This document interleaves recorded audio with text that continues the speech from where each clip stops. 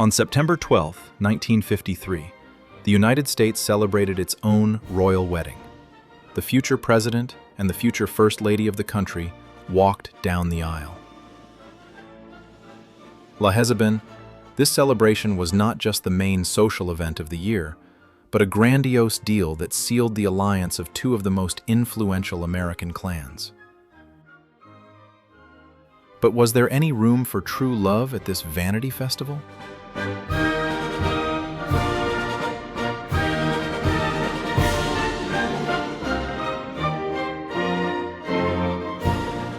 When, in the summer of 1953, the news spread across America that the charismatic, handsome senator from Massachusetts, John F. Kennedy, intended to marry the charming representative of the upper class, Jacqueline Bouvier, the press instantly went into combat alert mode. The United States has never had a monarchy, but the Kennedy clan was already perceived by society as a royal dynasty. It's no coincidence that immediately after the celebration, Life magazine aptly remarked, "The whole thing, according to one enthusiastic guest, was most reminiscent of a coronation."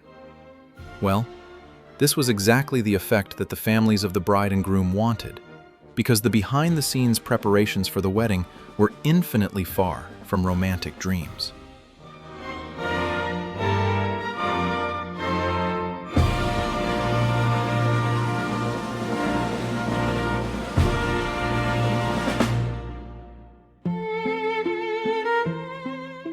Few people doubted that behind the beautiful facade of this union, there was a tough political calculation, even then. In January 1953, John assumed the post of senator, but his future career in Washington could be forgotten until he acquired a respectable wife. In addition, the young politician was passionately attracted to women, which regularly put his reputation at risk.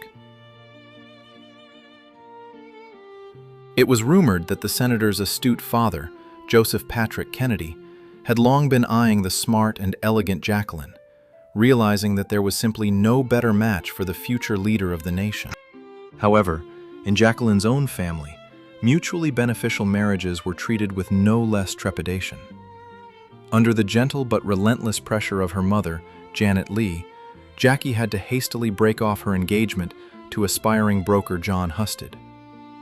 His annual income of $17,000, today it is about $160,000, to put it mildly, did not impress anyone in the family. That same year, mutual friends literally brought Bouvier and Kennedy together, and the following summer, they exchanged vows of loyalty. It was the perfect union between an excellent student and an ambitious politician. Surprisingly, a grand celebration for almost 1,500 guests. About 800 people attended the church, and more than 1,200 attended the reception, was organized by the Kennedy and Auchincloss families. Jacqueline's mother had this surname in her second marriage to Hugh Auchincloss, the heir to Standard Oil, in just a couple of months. The engagement was announced on June 25th, and on September 12th, the young couple stood at the altar. They say that neither the bride nor her mother wanted to make a grandiose show out of the wedding, but the main producer of the wedding of the century was the groom's father, who had global plans for this marriage. "Listen," he urged Janet Lee. "You're just getting your daughter married, and I'm obligated to introduce the future First Lady of the United States to America at this wedding." And Joseph Patrick Kennedy kept his word. The triumph of his son and Jacqueline Bouvier has gone down in history forever. The newspapers wrote that about 2,000 enthusiastic fans gathered at the church, who dreamed of seeing the newlyweds at least briefly. There were so many guests that the bride and groom were forced to continuously accept congratulations and shake hands for 2 hours. This demonstration of perfection was vital.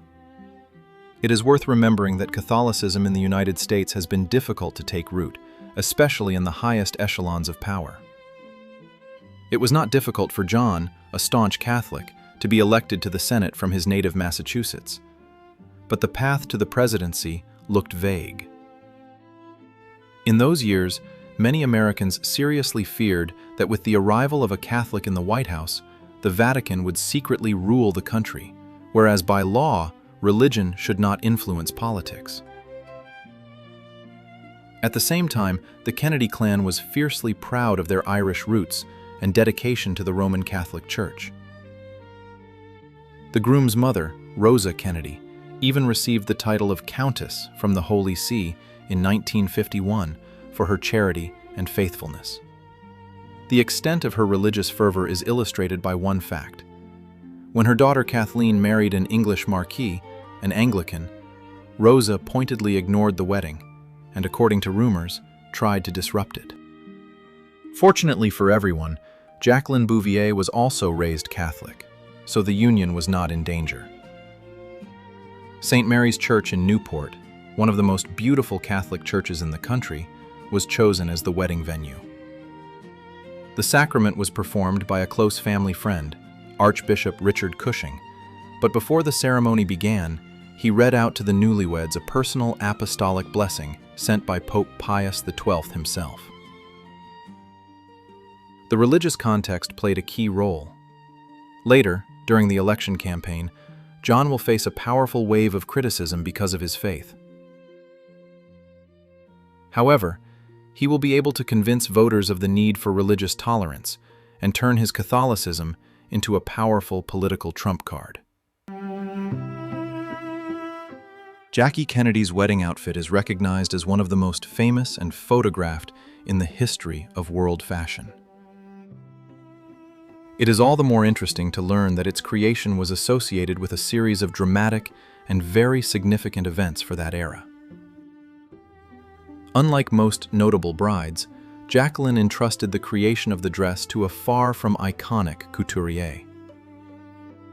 More precisely, the little-known Ann Lowe was hired by the bride's mother, who had a tremendous influence on her daughter. Anne had previously created the perfect wedding outfit for Janet herself when she married Hugh Auchincloss. The work of the craftswoman so delighted the woman that she did not even consider other candidates for Jackie's wedding. However, Ann Lowe was well known in the narrow circles of the American aristocracy. She dressed a good half of the Upper East Side, but the clients preferred not to advertise the name of their milliner. The reason was simple and cruel. The designer was African American. Racism in the USA in the 1950s was so strong that the ladies of high society were embarrassed to admit that their luxurious dresses were sewn by a black woman, even if she was a genius. Ann Lowe's name didn't make a splash around the world even after Jacqueline's dress made a splash. The bride herself, when asked by reporters about the creator of the outfit, casually dropped that it was sewn by one colored woman. And the influential Washington Post succinctly stated, "The dress was created by a black woman, Ann Lowe." Ann herself worked in New York, owned several ateliers, and ironically called herself a snob because of her strict selectivity in clients. She dreamed of dressing only the elite, but, well aware of the vulnerability of her position, she took mere pennies for the job. This fatally interfered with her business.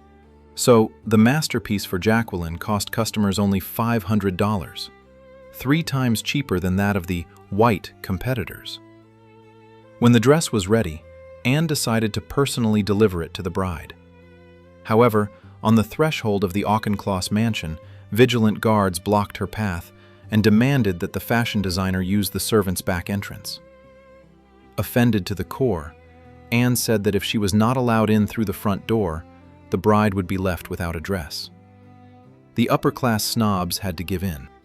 The deadlines set by the families were so strict that no one had the right to make a mistake. Ann Lowe and her assistants worked without sleep or rest on the bride's dress and outfits for 10 bridesmaids for 8 weeks.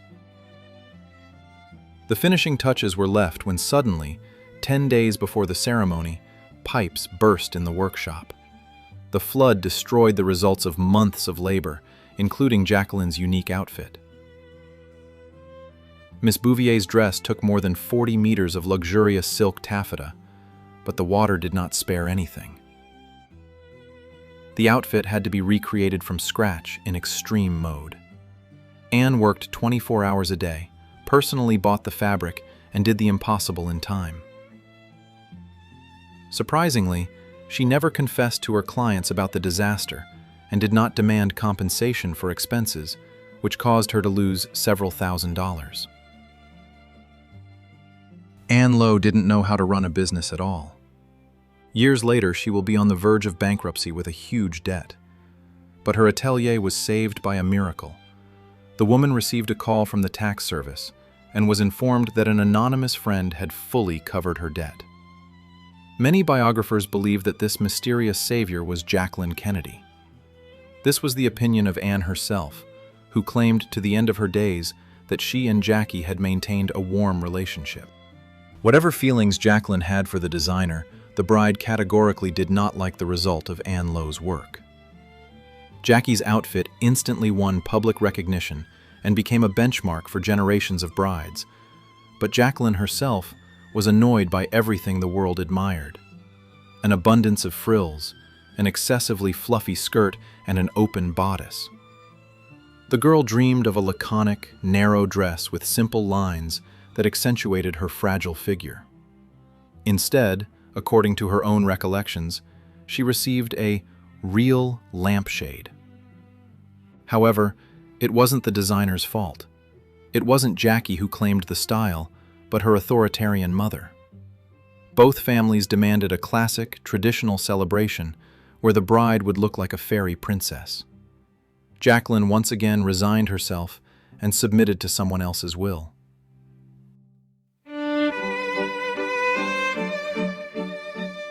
Jacqueline Kennedy's gorgeous look would not have become iconic if she hadn't balanced the intricate dress with an impeccable minimum of accessories, each of which had a deep meaning. The stunning antique lace veil once belonged to her grandmother, Margaret Merritt Lee. The long veil, flowing to the ground, was a family heirloom. Jacqueline's mother and both aunts got married in it. 4 years after her wedding, Jackie will give this lace to her cousin Mary Lee Ryan when she marries a representative of the Vanderbilt clan. The future First Lady's neck was decorated with a strict pearl thread, and a diamond bracelet shone on her wrist, a gift from John, presented on the eve of the wedding. Beneath the lace gloves was the famous diamond and emerald engagement ring from Van Cleef and Arpels. Apparently, the choice of the groom did not quite suit the sophisticated Bouvier. Becoming the mistress of the White House, Jacqueline completely redesigned the ring, adding 2.88-carat diamond laurels to it. Scandals around relatives at weddings are far from an invention of our days. In 1953, a real drama unfolded around Jacqueline's biological father, which gave rise to many rumors. Janet Lee divorced her daughter's father, John Bouvier III, when the girls were little. A successful broker, a regular at noisy parties, and a famous heartthrob nicknamed Blackjack left some bad memories about himself. The divorce was high profile, and the last thing Janet wanted was to see her ex-husband at the celebration, and she certainly didn't want him to walk Jackie down the aisle. Her mother dreamed of entrusting this honorable duty to her second husband, Hugh Auchinclosses, and did everything to remove Blackjack. Officially, it was her father who was supposed to lead Jacqueline down the aisle, but he never made it to the church. On the morning of September 12th, he was found in a hotel room in a state of severe alcohol intoxication and urgently hospitalized. The guests were dryly informed that Mr. Bouvier had suddenly fallen ill, and his stepfather had replaced him. However, there is a darker version. It was rumored that Janet strictly forbade her ex-husband to appear at the celebration, and knowing his weakness for alcohol, deliberately arranged for the unfortunate father to be drunk into unconsciousness right before the ceremony. Anyway, Jackie's own father was not with her on this important day, and Hugh Auchinclosses led her down the aisle. A wedding banquet for 1,200 people was held at the luxurious Hammersmith farm ancestral estate of the Auchinclosses, making an indelible impression on the guests. Exquisite delicacies, a giant multi-tiered cake, an orchestra, and a brilliant audience, from Hollywood stars to senators. The Kennedy couple loved this estate so much that during John's presidency, they often vacationed here, which is why the mansion was informally named the Summer White House. Perhaps the only truly sincere and romantic moment of this grandiose political show was the first dance of the young. John and Jacqueline twirled to the gentle composition "I Married an Angel," performed by the famous Meyer Davis Orchestra. The Kennedy couple was so moved by the performance that years later, they invited the same musicians to play at the president's inaugural ball. According to tradition, the newlyweds left the reception to go on their honeymoon, making a short stop in New York. However, according to biographers, their wedding night turned out to be far from romantic. As soon as he was in the room, the senator discussed politics on the phone for another hour and a half, and when he returned to bed, he complained for a long time to his young wife about unbearable back pain, a consequence of an old military injury. The next day, the future president and first lady flew to Acapulco, Mexico, under the gun of hundreds of reporters. They spent 2 fabulous weeks there, full of hopes for a bright future and a big family. Hopes which, alas, were destined to come true only partially.